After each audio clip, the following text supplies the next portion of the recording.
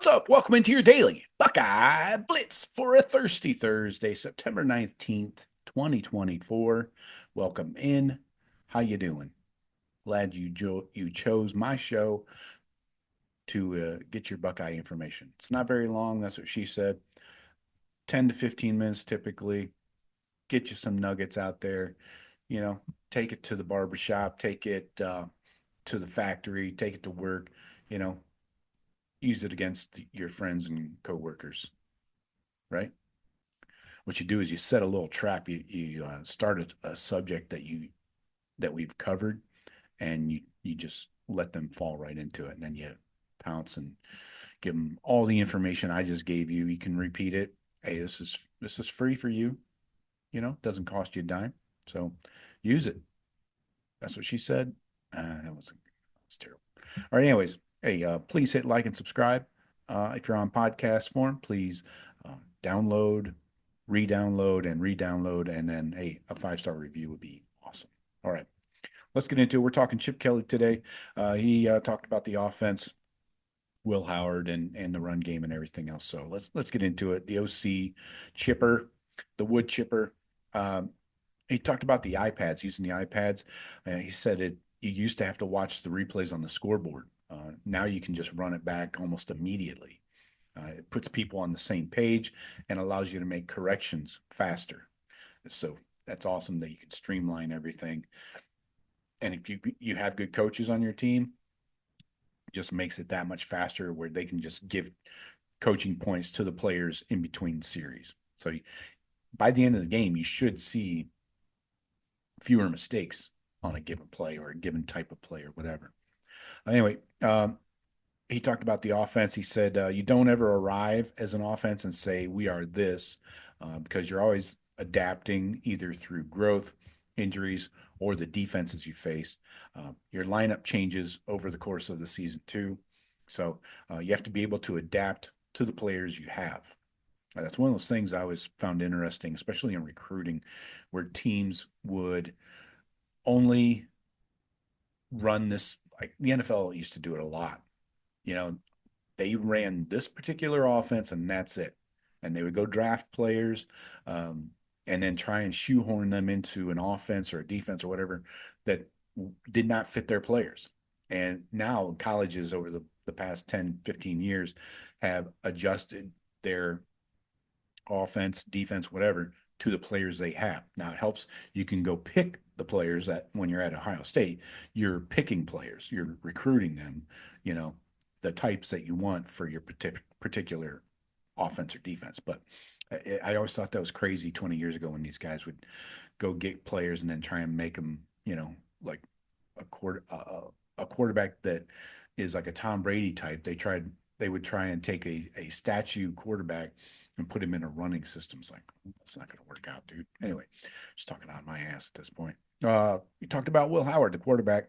He said Will worked last week on some footwork issues and defensive recognition things. Hopefully, they worked on that deep ball, whatever the hell was wrong with that. Well, let's get some consistency there. He said every player had things to work on. Chip did. Chip said Will Howard's a great learner, takes it to the field very well. Will Howard's been really good in his decision making and the RPOs. He's done a good job in what we've asked him to do. Chip said he has to make the plays right. He can make checks to make the play right. So if you don't have a running game, the play action isn't going to be effective regardless of how good the fake is. Obviously, we're referring to play action there. He said, Chip said, you need to develop depth at quarterback. Seeing quarterbacks go down this past weekend only reiterates that point and makes it more important. It's the toughest position to play because you can't practice it how you play it. You don't hit the quarterback in practice. So it's a fair point there.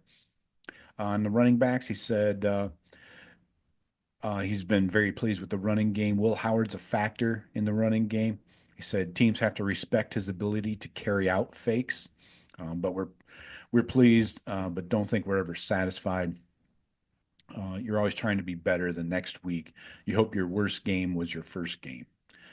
You're efficient right now, but they did have that 80-yard touchdown called back on that phantom holding call. So they're also protecting the ball well. So that's good. Knock on wood. Uh, he was asked, what are the pros and cons of a two-back set? The pros are that if you have two really good running backs, it puts stress on a defense. If one of them can catch the ball well, it helps even more. The cons are that if you have the two, who are you taking off the field, right? So it really depends on your depth. James Peoples, he talked about, has done a really good job in the first two games.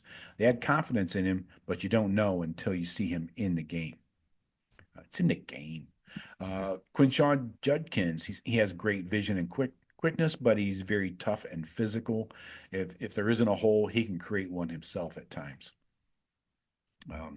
On Trey Henderson, Chip said what he was impressed most about Trey Henderson was his work ethic. He's out there every day. He only knows one speed, and you never have to talk to him about effort. He is not just going through the motions. He's an explosive play waiting to happen, and he's due for a breakaway run. He's one of the fastest players on the team, and he's great. He has great physicality, and Kelly loves him in pass pro. And we've seen his work just in these first couple of weeks, reminders of his pass protection prowess. O-line said the O-line made good strides from game one to game two, especially in communication. Seth McLaughlin learned the offense quickly over the offseason, and he's played in big games. We know that. The other players on the line look to him because of his experience. He makes good calls, and his teammates trust him. On the tight end group, he said the depth. Chip said the depth in the tight end room is giving the offense flexibility. They can run formations with up to three tight ends. They have all earned the time, and they will continue to work on those packages. He said there are still plays in the three tight end set that can stretch the field. They're going to run the ball more often than throw it in those three tight end sets, though. But like they showed in the last game, tight end can go 55 yards on one play. Talking about Will Howard a little bit. Oh, this is Will talking about Will. We got a few words from Will Howard here. He said he's a film junkie. It's a satisfying feeling when you see a game exactly the way you prepared for it in film prep. He's been out there as a true freshman who doesn't recognize a defense. He said, "Man, I'm never letting that happen again." So, well, how do you fix that? You know how much film time you need to put in before the game. He said he loves using the tablets. He was able to use them back in high school, and it's good to get the instant feedback on plays that didn't go well. Now, by the end of the game, when he's heading to the locker room, he's already watched the entire game film once, just by having the iPads on the sidelines. He was asked if there were any nerves for him in the first two games in Ohio Stadium. He said, "I'm definitely settled in more. It's not nerve-wracking. I just try to appreciate it and accept it for what it is. He has 1 year here, and he's going to enjoy it," he said. Play actions and RPOs. He was asked what he likes about those. He said the system they have makes it easy for him in the RPO game because if he doesn't get the look he wants, he can just hand it off. Just trying to take advantage of the numbers battles, the way the run game and the pass game complement each other makes it easy for him to not force the ball somewhere.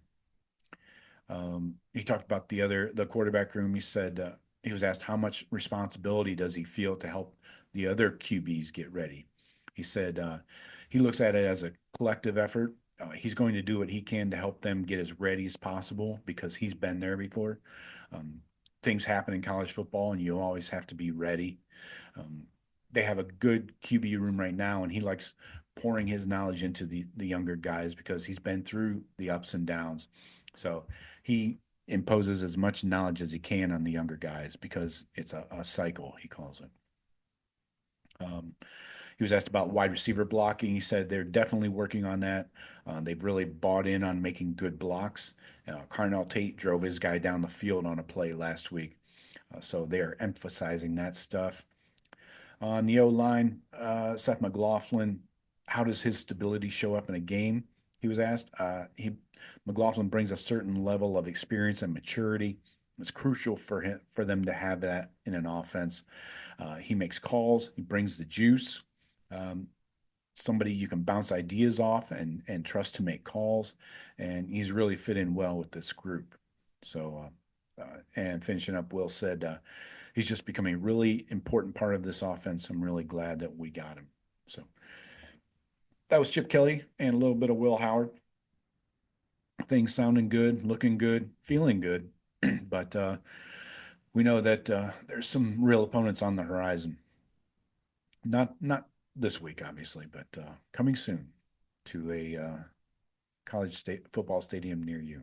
So let me know what you guys think. As always, hit me in the comments. Anything stand out to you? Anything you want to hear more about? And I'll hit you with my 5 keys. Not really keys to a Buckeye victory. I guess it'll be 5 things I'm watching for as the Buckeyes steamroll another garbage opponent. So it's just a long title. Doesn't fit. Anyway, so I got for you today. Talk to you tomorrow. Go Bucks.